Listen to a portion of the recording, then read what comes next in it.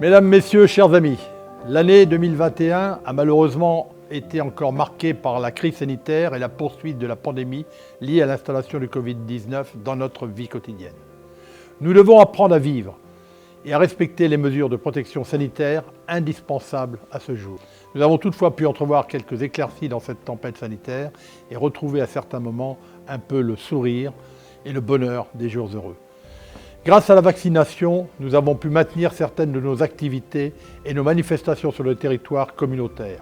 Depuis 2020, avec l'ouverture de nos 3 centres de vaccination à Saint-Georges-sur-Cher, à Saint-Aignan et à Conques, ce sont plus de 15 000 doses qui ont été administrées aux habitants de notre territoire. Je voulais à nouveau remercier tous les soignants, bénévoles, élus et agents territoriaux qui se sont relayés sans compter dans l'intérêt de chacune et de chacun d'entre nous. Un grand merci à ces 600 femmes et hommes qui ont travaillé pour leur dévouement, leur énergie et le temps passé au service de toute la population pendant presque 12 mois et permettent de garantir une couverture vaccinale optimale et une protection efficace sur notre communauté de communes. Nous sommes un territoire de progrès et nous devons, même dans la difficulté, de faire face aux épreuves en les surmontant avec efficacité et lucidité. Comme vous le savez, mon parcours de chef d'entreprise me conduit naturellement à être très vigilant sur le volet économique, en maintenant notre aide au développement de nos entreprises et en favorisant la création d'emplois stables et durables.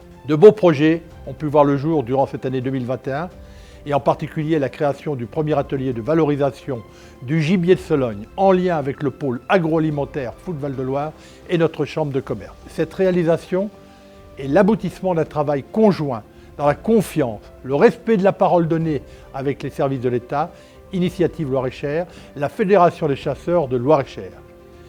Qu'ils en soient tous ici remerciés, et notamment son président, M. Vuitton, pour leur soutien et leur accompagnement dans ce projet d'avenir. Nous avons également poursuivi dans ce même esprit le soutien à l'extension de nos entreprises issues de l'incubateur en partenariat avec la Chambre de commerce de l'industrie de Loir-et-Cher, avec l'installation définitive de l'entreprise N-Bread Process dans les locaux adaptés à sa nouvelle croissance économique.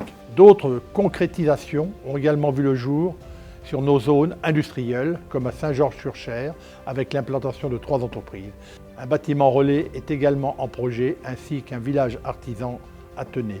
À Saint-Aignan-sur-Cher, également, un commerce de niveau national s'ouvrira prochainement. Nous nous sommes également engagés dans cette année avec l'aide du Conseil régional Centre Val-de-Loire à participer financièrement à la reprise du site d'Aer à Saint-Julien-de-Chédon et à la sauvegarde des emplois. Merci au président de région François Bonneau, au premier vice-président à l'économie Marc Gricourt pour leur soutien indéfectible dans ce dossier. À Celles-sur-Cher, les travaux de la nouvelle caserne de gendarmerie sont terminés. L'inauguration officielle est prévue en février prochain. Merci au colonel Focas, au colonel Samuel Joguet et à ses services pour leur investissement, leur écoute essentielle à la finalisation de cette opération qui participe à l'amélioration des conditions de travail et d'exploitation pour nos gendarmes, mais également à la protection des habitants sur l'ensemble de notre territoire. Désormais, les militaires de Saint-Aignan, de Montrichard-Val-de-Cher, de Celles-sur-Cher, de Conques-3 en Sologne bénéficient de logements et de locaux de services réhabilités et adaptés à leur mission.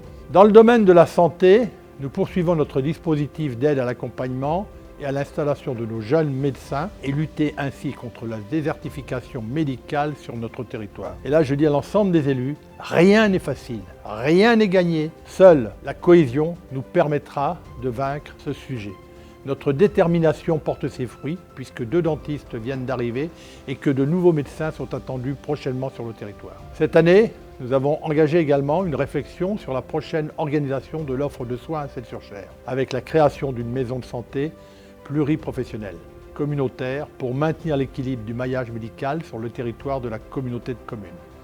La santé passe également par la sensibilisation dès le plus jeune âge. Cet été, des actions de prévention bucco-dentaire ont été réalisées auprès de nos enfants, dans nos accueils de loisirs communautaires, pour qu'un territoire puisse regarder avec sérénité, avec confiance vers l'avenir. Nous devons apporter une attention toute particulière à notre jeunesse. En janvier 2021, nous avons ouvert la maisonnette à Saint-Aignan, Celles-sur-Cher, Montrichard-Val-de-Cher et le Comtois en Sologne. parce qu'on sait qu'être parent rime parfois avec questionnement. Ce lieu d'accueil entre parents est aussi un espace de parole autour d'un café ou d'un thé pour venir partager ses expériences de parents. Nous devons également préparer l'avenir professionnel de nos jeunes. Le dispositif d'aide à l'apprentissage a été de nouveau reconduit cette année. Depuis 2016, les entreprises de notre territoire qui ont pu bénéficier de ce dispositif unique en Loir-et-Cher ont permis à plus de 500 jeunes de s'insérer dans la vie économique et professionnelle du territoire auprès de nos entreprises. Merci à tous les chefs d'entreprise qui nous accompagnent dans cette initiative. À ce dispositif vient également s'ajouter l'opération Job d'été, en lien direct avec nos maisons labellisées France Service de Saint-Aignan, de Celles-sur-Cher, qui réalise un travail remarquable, conséquent, pour accompagner nos jeunes, mais également nos demandeurs d'emploi sur le chemin du travail et de la reconversion professionnelle. Pour maintenir l'attractivité de notre territoire, nous devons renforcer notre politique touristique avec un engagement financier très important avec la communauté de communes du Romorantinais monestois dans la réalisation de la véloroute de France et le soutien aux mobilités douces. Merci à son président Jeannie Lorjou de l'aide et du soutien avec moi dans cette opération. Cet investissement budgétaire est une nécessité pour valoriser notre patrimoine culturel, viticole, agricole et permettre à nos commerçants, à nos artisans, à nos producteurs, à nos éleveurs, à nos agriculteurs de bénéficier des retombées économiques qu'engendre ce beau projet dont la fin des travaux, si tout se passe bien, est prévue pour 2023. À ce projet structurant se rattache notre politique de développement culturel avec la mise en place de notre programmation. La culture pour tous, une véritable réussite et en particulier le cinéma en plein air qui a permis d'apporter une belle dynamique culturelle en allant dans nos villes, dans nos villages ruraux pour apporter la culture partout sur notre territoire. Une formidable initiative qui a connu un véritable succès et qui sera pérennisée l'an prochain. Nous continuerons également en 2022 les manifestations culturelles au travers du projet artistique et culturel du territoire en partenariat avec la région Centre. C'est une évidence, une nécessité pour conserver un territoire en cohérence avec les attentes de son époque. La communauté de communes a participé à la 2e édition des éco-défis de commerçants et artisans en partenariat avec la Chambre des métiers et de l'artisanat de Loir-et-Cher et le syndicat mixte d'enlèvement et d'élimination des ordures ménagères du Val-de-Cher Comtrois. Afin de saluer et de récompenser les initiatives en matière de gestion raisonnée des déchets, cette action inscrite dans le plan climat du Val-de-Cher Comtrois vise à mobiliser les artisans, commerçants autour de l'engagement en faveur de l'environnement et valoriser les bonnes pratiques. Cette opération est la garantie et l'assurance pour chacune et chacun d'entre nous de vivre dans une société plus apaisée et plus responsable. Dans ce même état d'esprit, la plateforme du plan climat du Val-de-Cher Comtrois a remporté le label Territoire innovant, distinction or du Forum des interconnectés en mars 2021. Nous avons candidaté au label Territoire innovant aux côtés de villes comme Montpellier, La Rochelle, Rennes, Strasbourg, Lorient, Paris. Ce label des territoires innovants est la récompense nationale qui distingue les collectivités locales mettant en œuvre les usages des nouvelles technologies sur leur territoire. Un bel encouragement à poursuivre nos initiatives en matière de préservation de la planète. Les infrastructures sportives, les loisirs sont également un enjeu important pour notre territoire. Après une période de fermeture liée à des travaux de sécurisation, la piscine de Favrolles-sur-Cher a pu rouvrir ses portes au public et aux scolaires en octobre de cette année. Avec nos entreprises et mes collègues élus, nous avons tout mis en œuvre pour que cet équipement puisse ouvrir dans les meilleurs délais.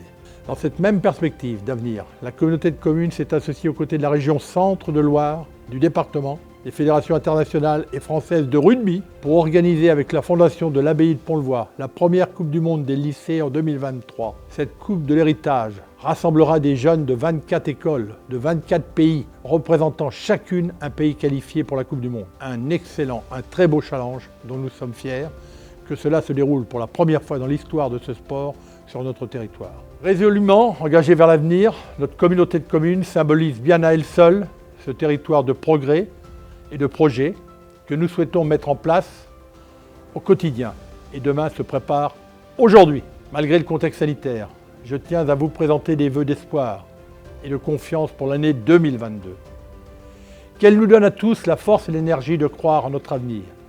Que soient remerciés ici même l'ensemble des vice-présidents, l'ensemble des élus communautaires pour les travaux auxquels ils participent sans relâche chaque semaine. Je vous souhaite à tous une bonne année, à toutes et à tous en Val de Cher-Comtois.